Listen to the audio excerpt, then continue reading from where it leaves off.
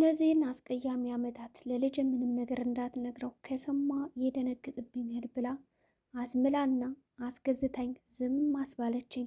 አሁን ምን ብዬ ልንገረው ልጅን? ምንም ሳልነግረው ልድረው ነው።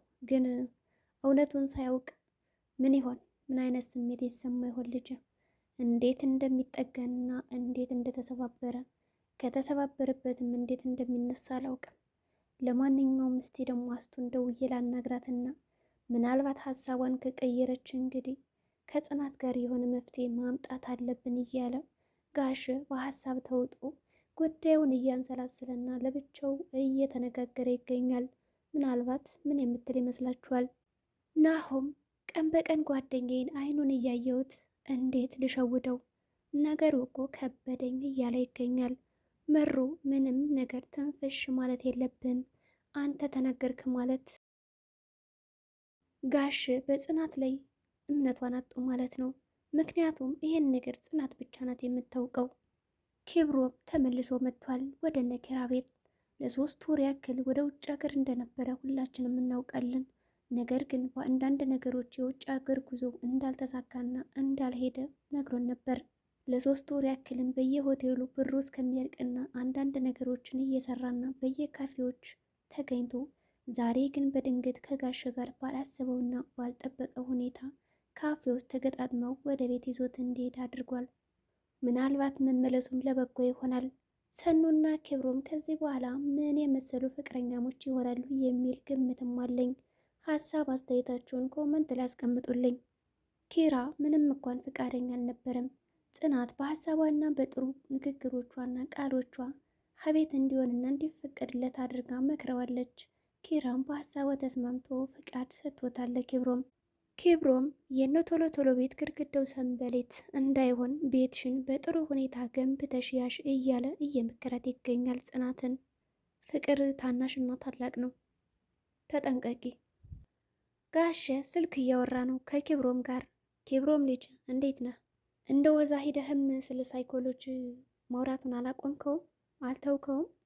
ግን እንዴት ስልክ አትደውልም ለአባት? እንደ አባት ለምን አታየኝም? እንደ አባት ብታየኝም ማነሮ ተደውልልኝ ነበር። እኔ የምልህ መቼ ነው በቪዲዮ የምናወራው? እንደዚህ እያወሩ እያለ ስልኩ ይዘጋል፣ ይቋረጣል። የዚህ ሀገር ኔትወርክ ብሎም ጋሸ ዝም ይላል። ብቻ ባለበት ቸርቡን ይግጠምህ።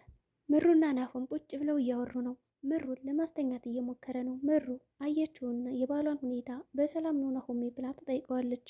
በሰላም ነው ምሩ፣ የሆንከው ነገርም አለ ንገረኝ። እሺ ተኝና ነግርሻለሁ። ዝም ብለህ ንገረኝ። አልተኛም። የኪራ ነገር አሳስቦኝ ነው። የእናቱን ነገር ሲሰማ ደግሞ ከቀን ወደ ቀን አይኑን እያየው መዋሸቱ ሰለቸኝ፣ ከበደኝ።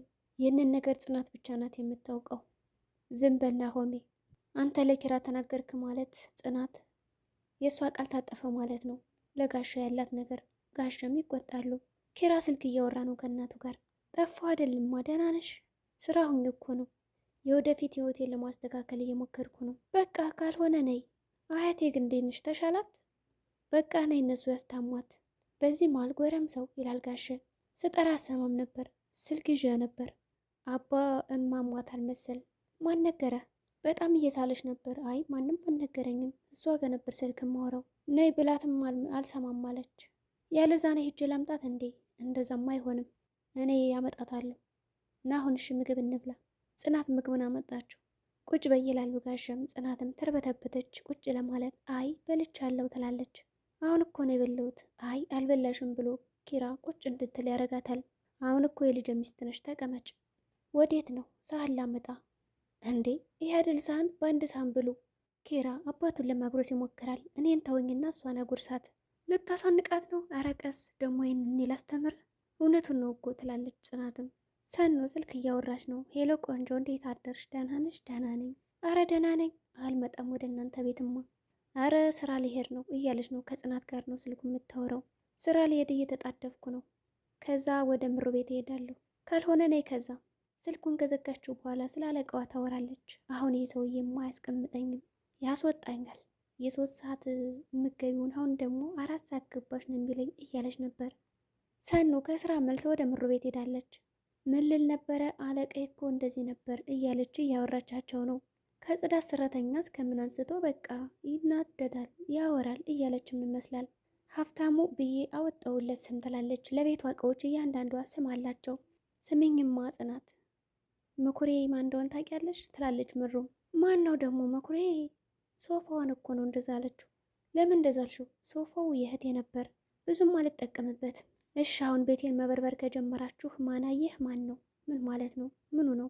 ጽናት፣ እኔ እንጃ ትንሽ እናስብ እያሉ ነው።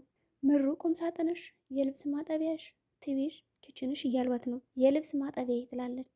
ያው ልብሴ ከዛም ከዚህም መጥተው ከዛ በኋላ አጥባቸዋለሁ። እየተሳሳቁ ነው። ኪራ ከናሆም ጋር ስልክ እያወራ ነው። ሄሎ ናሆም መጠው እያለ ነው። አረ መጥቻለሁ ማንም አይሰማም እያለ ነው። ኪብሮም ቁጭ ብሎ ብቻውን እያሰበ ነው። በእኔ ቦታ ሌላ መውሰድ አሁን ምን ማለት ነው? ለጋሽ ምን ብዬ ነው የምነግረው? ባዶ እጄን እኮ አስቀሩኝ ይላል። ጋሽን ደግሞ እንደዛ ገንዘቡን አስጨፍጭፌው በምን ድፍረቴ በምን አይኔን የማየው እያለ እያሰበ ነው። ጋሸ ቁጭ ብሎ ከቤት ልጆቹ የሉም እንዴ? ቤቱ እኮ ሊበላይ ነው። ስራ የሌለው ሰው ግን እንዴት ነው የሚያሳልፈው ይላል። በቃ ወጣ ልበል።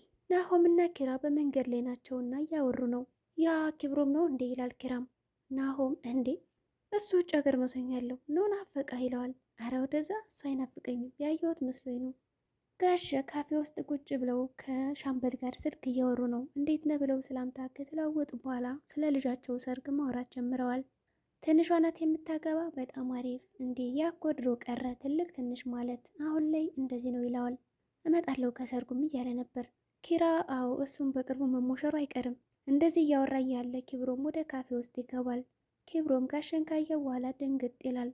ጋሸ ወደ ቤት ይዞት ከሄደ በኋላ እውነቱን ንገረኝ ይለዋል። ለምን ዋሻኸኝ? ጋሸ ምን ልበል ብለህ ነው? በዛ ላይ ፈተናውን እንዴት ወድቅ ያለው ልበልህ? እንዴት አላለፍኩም ልበል?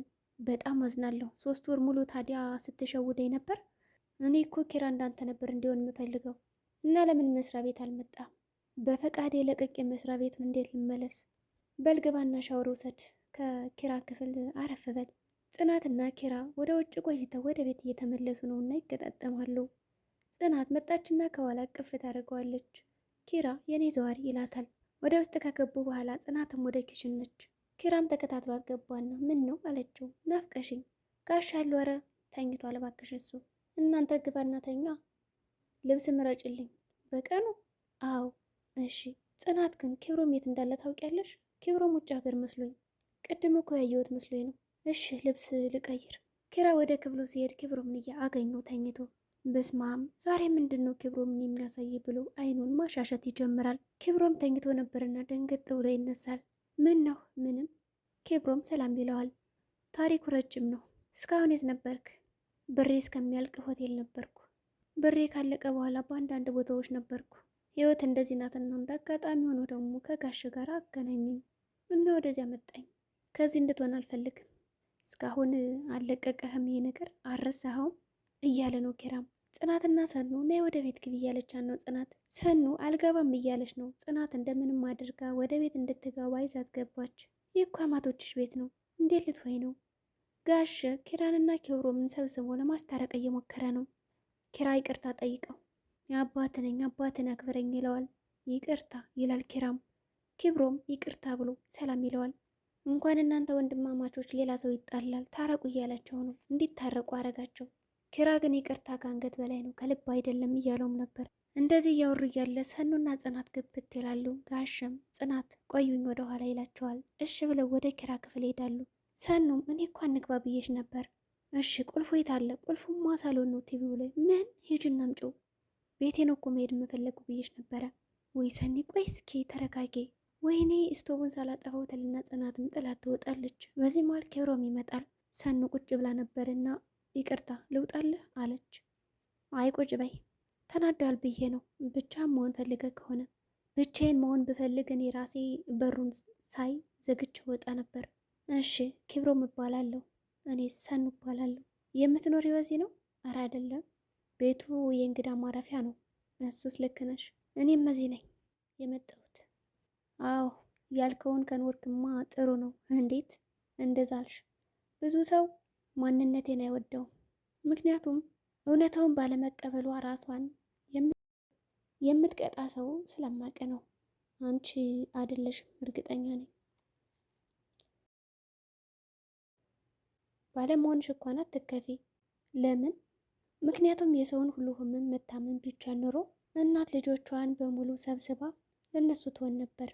ጥሩ አገላለጽ። አመሰግናለሁ። ሳሎን አሁን ለኛ የተፈቀደ መሰለኝ። ልሄድ። ጽናትና ኪራ። ጽናት ያልገባሽ ነገር አለ። አባትን አታስከፋው። የተመሰቃቀለ ህይወቱን እስከሚያስተካከል ድረስ ከዚህ ይሁን። ኪራ እኔን አታምነኝም እንዴ? በጣም ማምንሽ። በቃ እሺ በል። እሱማ ባልፈቅድለትም እዚህ መሆኑ አይቀርም። ባልፈቅድለትም አትበል። የተፈቀደ ነገር ጥሩ ነው። እሺ ይላል ኪራም። ኪብሮም ከኪራ ክፍል ነውና ኪራ ሄደና ሰማኝማ ይለዋል። ኪብሮም በንዴት እባክህ ጋሸን ላለማሳዘን ስል ነው ከዚህ እሺ ብዬ የተቀመጥኩትና ራሴ በፈቃድ እወጣላለሁ። እስከዛ ለተወሰነ ጊዜ ታገሰኝ ይለዋል። ኪራም ተቀመጥ ይለዋል። ከዚህ መሆን ትችላለህ። ቆይ እንዴት? ማን አለ? ወፏ ነግራኝ። ወፏ ጽናት ነች አይደል? እንዴት አወቅ? እሱ አስተዋይ ነች። በቃ ልተኛ፣ ደህና ደር። ጠዋት ሆነና ጋሸ ብቻውን እያሰበ ይገኛል። እነዚህን ዓመታት ሁሉ ቃል አስገባሽኝ ምንም እንዳልነገር ለኪራ። አሁንም ቶሎ ቶሎ ብዬ የኪራን እና የጽናትን ጋብቻ መፈጸም አለብኝ። ምናልባት አስቶ ሀሳቧን ከቀየረችም ተመልሼ ላናግራት። መስማት አለበት ኪራ እያለ እያሰበ ነው። ምሩና ጽናት ቤት ማደስ እንዴት ነው? በጣም አሪፍ። ያደክማል አይደል? አዎ። እናስ አዲስ ፍቅር እንዴት ነው? አዲስ ፍቅር በጣም ደስ ይላል። ልክ እንደ ጉንፋን ነው። በቃ አይቼኩ አልጠግበውም። ስወጣ ሁሉ ይናፍቀኛል ኪራ። ለማንኛውም በትዳራችን ደስተኛ እንሆን ትላለች ምሮም። መሆን አለብን። ግን እኮ በቃ ስለ እናቱ ሳወራ በጣም እየፈራው ነው። ካልሆነ ጋሽን አናግሬው እስኪ። ያው የሚፈቅድ አይመስሉኝም እውነቱን ለመናገር። ለሰሚውም እኮ ግራን የሆነብኝ ምሩ። ኪብሮም እና ጽናት ደረጃ ላይ ይገናኛሉ። ድንገት የያዘችው እኮ ይደፋል ከልብሷ ላይ። ቀስ ብላ አትሄድም? ደግሞ እኮ እንደዚህ አምሮብኝ ጋሽን ላይው ነበረ። ምችም እናንተ ሲያምርብኝ አትወዱም። አሁንም መደንገጥሽን አልተውሽም እንዴ? ደግሞ ሰምቻለሁ የኪራ እጮኛ እንደሆንሽ። እንደ ወንድም አንድን ምክር ልምከርሽ። እሺ። የሚመክር ተገኝቶ ነው? ሁሉም መካሪና አዋቂ ነኝ ባይ ነው። ግን ደግሞ በጣም ትናንሽ ሰዎች ናቸው እውነተኛና ፍሬ ያላቸው።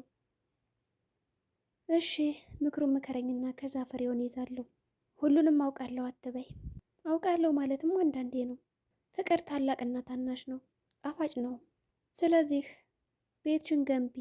የነ ቶሎ ቶሎ ቤት ግድግዳው ሰንበሌጥ እንዳይሆን ተጠንቀቂ እያለ ምክሩን ቀጥሎታል። ኪብሮም ጥሩ ጥሩ ምክሮችን ከመከራት በኋላ ለማንኛውም ስራ ላስፈታሽ ብሎም ጥሏት ሄዷል። አረ ችግር የለውም። ለማንኛውም ደህና ዋይ። ከዚህ በኋላም ተመልሽ ማስደንገጤ ስለማይቀር እንገናኛለን። እንዲህ እብድ ትላለች። ድራማው በዚህ ነው የተቋጨው። ሰላም ጤና ይስጥልኝ የቻናል ቤተሰቦች። ለዚህ ቻናል አዲስ ከሆናችሁ ሰብስክራይብ በማድረግ ተቀላቀሉ። ላለሁ በቀጣይ ቪዲዮ እስከምንገናኝ መልካም ጊዜ ይሆንላችሁ።